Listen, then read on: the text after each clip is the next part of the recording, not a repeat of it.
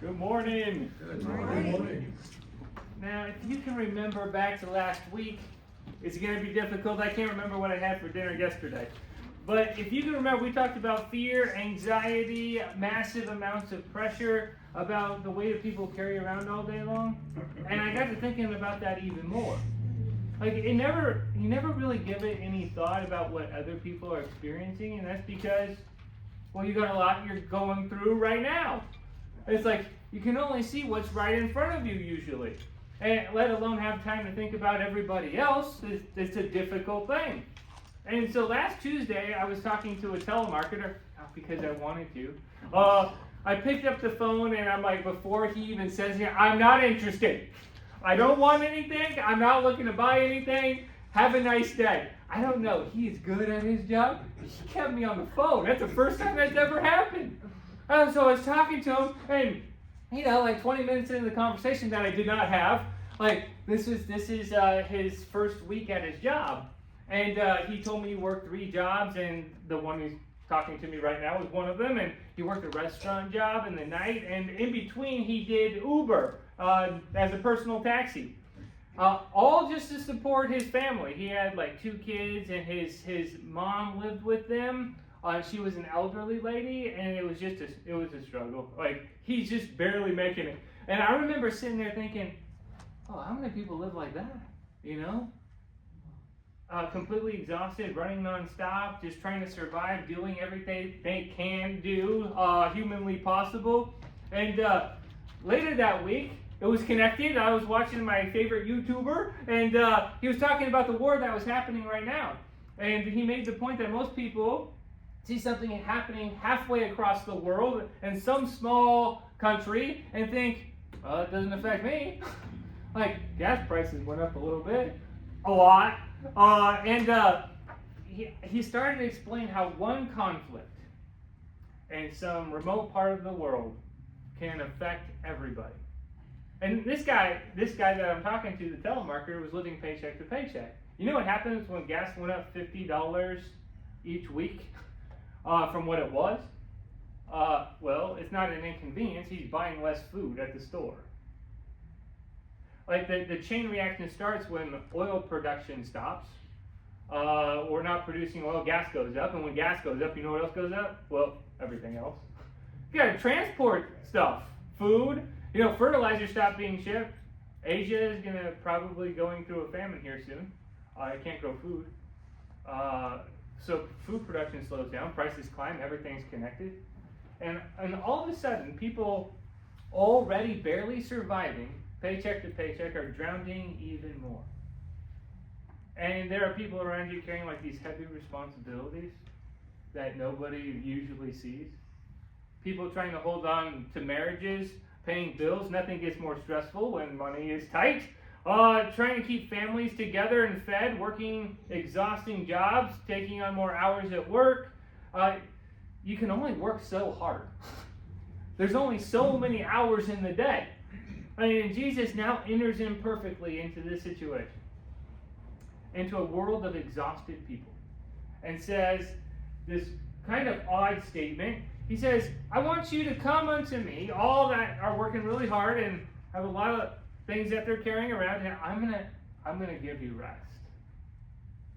Now, before we just pull this verse out of context and print it on a coffee mug that we get from Amazon and shove it in the cabinet until the next caffeine treatment, let's stop and talk about what this statement and where this statement actually comes from. Because Jesus has been teaching and healing people, performing miracles, working extremely hard out in the public, and the majority of the people, seeing all these amazing things, still are listening to him. And right now in chapter 11, Jesus most likely is still teaching in the area of Galilee, speaking publicly as he travels from city to city, and he's kind of upset. He's really upset.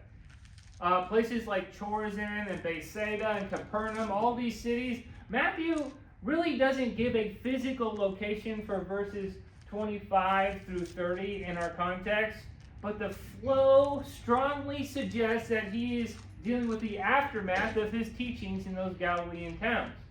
They're not paying any attention to what's going on. What he's saying, the important message that he's carrying. Jesus is not sitting isolated somewhere giving a philosophy on life situations and how to handle good, best business practices. He's actively teaching how to let go of your problem. He's healing lots of people, and everyone's watching this all go down. And the vast majority don't care. He's dealing with massive amounts of extreme resistance from religious leaders. See, Gary, I can't talk either.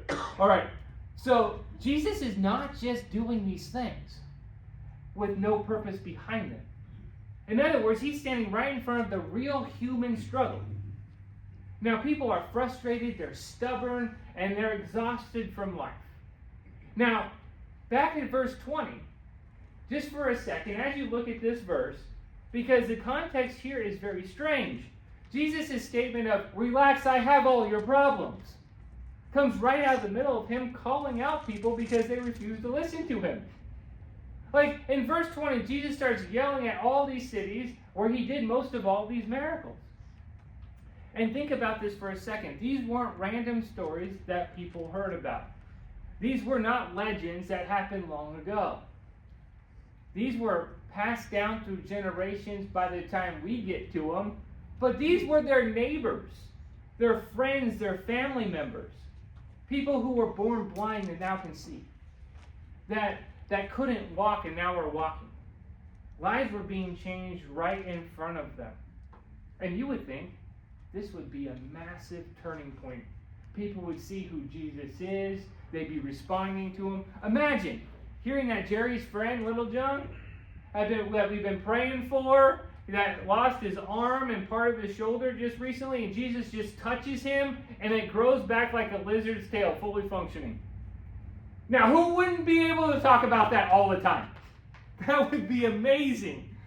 And you would not be able to keep quiet about Jesus? You would have stopped probably everything and been like, okay, nobody does this. He has power from God. And you would have expected the crowds that were seeing all this happen, they would be dropping everything to follow Jesus, wanting to hear every word he said. But that's not what happened. Now, I think that really says something about people in general. Because even while miracles were happening, well, people still had bills. Problems did not go away. When you went home, they were all still there. They all still... Now, that's really great that you healed that guy, but what does that have to do with me? And my situation? Life's hard. I'm still overwhelmed. I still have all the same responsibilities. I like to think we're different today, but we're not. Remember my introduction? What does that little country over there fighting have to do with me? That's how people think. That's over there. It doesn't affect my life. I've still got my own problems. And honestly, that's the kind of mindset Jesus is dealing with right here. And how many of us scroll past unbelievable things every single day that are happening? And what kind of effect does it have on you? I just, on the internet, on a YouTube short, I just watched this guy in a massive storm. He's on this giant ship, and there's this huge anchor, and it breaks free, and this massive wave and crushes him. And I'm like, what's the next video? It didn't have any impact on me. We just scroll right past these. Like, that guy's life's changed forever. Massively. Like, he probably died. Well, what's the next video? People make a living trying to do the biggest, wildest, most emotional thing imaginable just to get attention. They make a living out of it. They're called YouTubers. And after a while, people start becoming numb. Oh, yeah, big deal.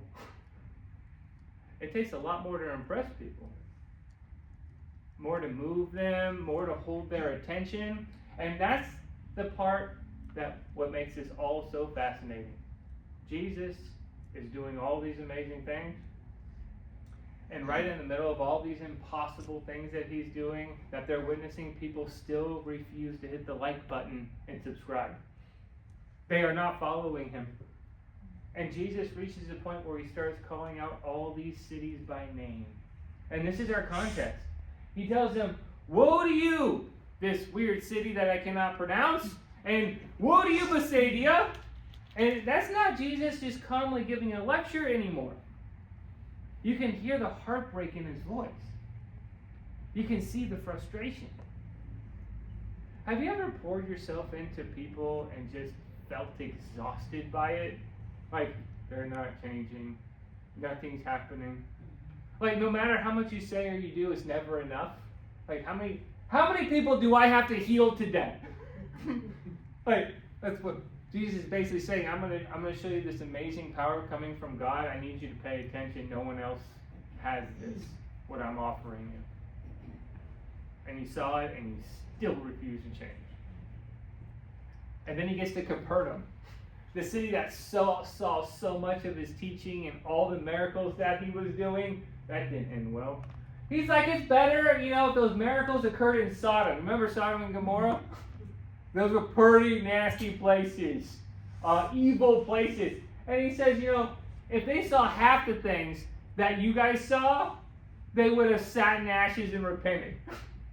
That's how bad that city was. He says, you think you're going to heaven? You're not.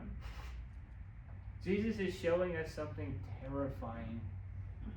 It's possible to be surrounded by truth, to hear it constantly, witness incredible things, and still not change. And this is a human condition. Right in the middle of all these people refusing to listen, Jesus suddenly turns and says, I still have the answer to your problems. I need you to come. All of you guys are working yourselves to death. I know what you're carrying, the crushing reality of life. And I know seeing all this happen to someone else, well, all those miracles I'm doing, well, for most, it's not going to pull you out of your own world. You're absorbed with yourself. So let me talk to you, selfish people. And he says, see, Jesus knew what would impact you. He's going to hit you in your most sensitive area in your life, the things you can't do on your own. And he says, I know you're overwhelmed. You're tired of carrying too much. So he gives this open invitation to people that have been rejecting him, have been refusing him. He says, I want you to come. Because I can give you something that the world can never give. Rest. Now this sounds really good. I'm going to take away all of your problems and I'm going to give you rest. That sounds way too good to be true. Okay, Jesus, what exactly are you saying here? Because when you say, come to me, I will give you rest, what does that actually mean? Because when I show up to work on Thursday, my boss sent me home early at 8:30, and I'm like, my bill still arrive on time? Is he going to remove my deadlines? Is Sunday, Sunday keeps showing up right after Saturday. That's stressful. Like, Jesus, can you fix my relationship problems? I have a ton of them. In fact, every person I meet, I have issues. Heal Chris's MS too while you're at it, right? Well, actually, we have a list, a whole prayer list. I erased some people. Jesus, you know what we call that? We call this the weary list. I don't know if you're aware. The Jesus, please fix it list. But if that's how that worked, I would write my name at the top of the list and erase everyone else to get rid of the competition. All right? But that's not how that really works, right? The reality is what? Most of these things stressing people out are still waiting for them tomorrow. Job deadlines are still there. The diagnosis, you wake up and it wasn't just a nightmare. The pressure has not let up. So what kind of rest is Jesus actually offering? Okay, so let's keep reading because I'm sure the answer is here. This is, 29 through 30. Read along with me. Take my yoke upon you Okay. And learn of me, for I am gentle, humble in heart, and you will find rest for your souls. For my yoke is easy and my burden is light. Okay, you guys got that? That cleared it all up, right? Take my yoke upon. I wonder why Jesus is talking about eggs all of a sudden. Seriously, what am I learning? What is exactly easy? What burden is he saying is light? Laverne is at a 10 with her pain in her back. That's light, right? That's maxed out on the pain scale. Well, because if I'm honest, life still feels heavy. So when Jesus says, come learn from me, he's not saying, learn more information about me. He's saying, I want you to know who I really am. Because he tells us exactly who he is. I'm gentle, I'm humble in heart. That means your tears don't scare him. Your exhaustion does not annoy him. Your brokenness and your constant failure at life doesn't push him away. When Jesus says, I will give you rest, he is asking us to see where his mind is. Don't you know how much I care for you? I want you to think about Stephen for a minute. Now, Stephen is explaining the history of God's people to a people who doesn't care, that does not want to hear it. Explaining who Jesus is, what he came to do, and this man was the first recorded person in history to die for proclaiming the gospel. At one point in his sermon, he realizes in the next few moments that they're going to kill him. And this isn't just like you're thinking death should be fast, right? I don't know if you thought about what it would be like to be stoned to death. They normally don't hit your head first. This is a miserable, slow, painful, miserable experience. And can you imagine what that moment must have felt like? Feeling your life collapsing around you and no one is stopping it. And Jesus standing right there at the right hand of God, that detail matters. Jesus is standing. Normally, Jesus is usually described as seated next to the Father at the right hand. Stephen looks up and he sees Jesus standing and looking over. Jesus was not detached from Stephen's suffering. He was not emotionally distant. This is not cold indifference toward human pain. Jesus cares so deeply about what people carry. He's compassionate towards suffering, moved by your hurting, and he is with us constantly through our pain. And I think sometimes we imagine God a billion miles away. I'm just talking into the void. He's too far to see us in our struggle. So I'm going to hide in a room away from everyone because that's what feels comfortable when I'm hurting. And I'm going to go find any means necessary to escape pain. And there's a lot of bad things out there we can use to escape pain and stress and misery. Stephen didn't look for the easy way out. Stephen looked up and saw someone who was standing for him, who cared about him. He is compassionate about our situation. When he says, come to me, picture Jesus saying, I want you to learn how to talk to me like a child. Tell me everything. Like a child talks to a mother. Let there be no barriers between you and me. You know why sometimes is it easier for us to pour our hearts out to everybody else, but not to the person who saved us, who created us? He says, I know you better than anyone else. And my conversation is simple and it's humble, and nowhere else will you find any understanding. This kind of conversation is what the appreciation your Creator has for you. Nobody is interested in you than Jesus. He says, I love you infinitely more than anyone else does. You're never alone. He's as close as the breath in your lungs, waiting for you to carry, waiting for you to give him everything to carry it for you. He's promising something that the world cannot produce in the middle of all that pain. A peace that passes all understanding. Full life stability. A purpose behind your suffering. A hope that lasts forever. See, a mind that is no longer carrying life alone, that's a lot different than just escaping from your problems. If Jesus removed every single problem for your life, every moment you came to him, you're like, I got this problem now. My toenail is hanging over the edge of my... Look, if we went to Jesus and he's like, you know what, I'm going to take care of that for you. Would you love Jesus? Or would you just love having the pain removed? Faith is only revealed when pain is there. When the bills are pushing in, that grief is still raw, and maybe that's why Jesus says, I'm going to offer you rest instead of escape. Because no human being is capable of giving perfect friendship, which Jesus is offering right here.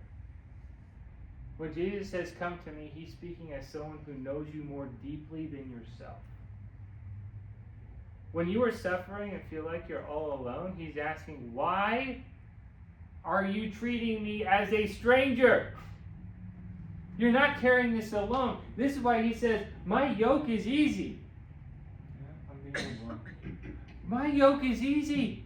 Because a yoke joins two people together. At this time, you've been trying to pull this weight all by yourself, and Jesus says, let me pull with you right now. I think this is where a lot of people misunderstand Jesus. Because we come to him drained, tired, wore out, completely depleted. And what are we? Most of the time, we're scared, overwhelmed, and wanting any type of relief. But there is nothing wrong with bringing your pain to Jesus.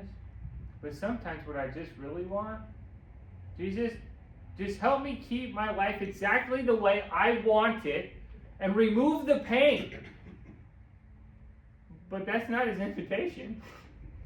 Jesus is not saying, use me to fulfill every emotional need you have while you continue to live life completely for yourself. He says, take my yoke upon you, learn of me. That means surrender.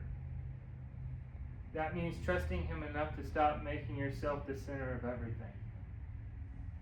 What is he doing with your life and the pain you're experiencing to help other people? Because a yoke does not mean, Jesus, help me pull my cart whenever and wherever I want to go. A yoke means I now walk with him. I move where he moves. I trust where he leads. And that is what it means to come to him. I let him direct my life. And strangely, that's where rest is located. Not when every emotional desire gets fulfilled, when your life finally stops revolving around you. You know what is incredible about this? That telemarketer working 3 jobs, barely able to survive, paying for 4 dependents, just mentally exhausted before the day even starts. The world tells you just keep going. You're doing fine. Well, that doesn't end well for me. But like you end up needing a therapist and a lot of medication, right? Nobody actually rests. Here's what people do. They distract themselves. They watch a lot of screen time on their phone and on TV. They entertain themselves with things to get rid of all the stuff that's going on in their life. They medicate. They bury themselves in work. They scroll endlessly trying not to think. That's why the TV was invented. It's to not make you think. But you know what? Your room still goes quiet at night. And that weight is still there. And that's why the words of Jesus are so different than what the world tells you to do.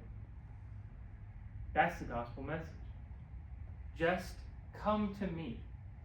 And maybe for the first time in your life, you can stop carrying things alone. Because that's what most of us try to do. We try to control everything. We try to fix it. We try to make things work.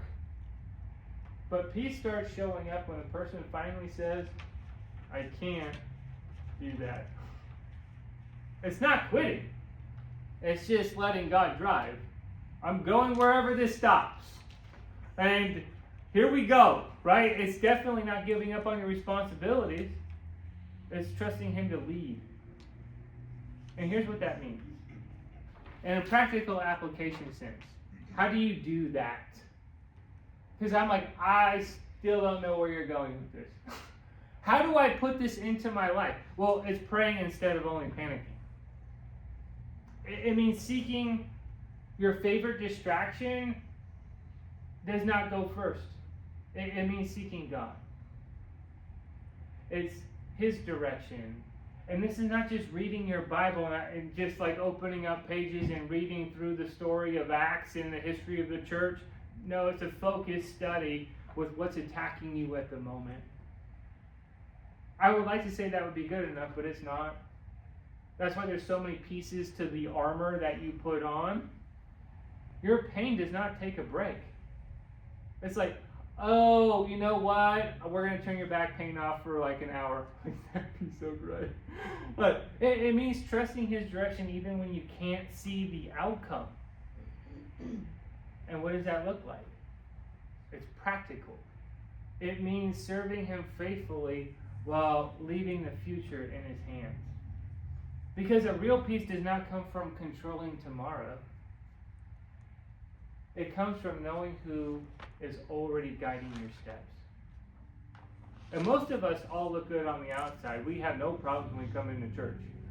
We smile, we say we're doing fine, everything's good, but inside, you're dying a little bit. Unless you're like some people, and you don't like those people because they don't experience life the same way you do, right? Yeah, they do. They just don't tell you. Jesus is still saying, come. He's saying the same thing this afternoon. Come to me, and today's the day. Finally surrender your life to Christ instead of trying to survive it. That's the gospel call to people. Like, turn from your sin, surrender, be buried with Christ in baptism, walk in newness of life. And it's not about getting what? It's the moment the person stops saying, I'm going to carry life on my own, and starts saying, I'm yours. If you have a need to respond to Jesus right now, you can come forward now as we stand here.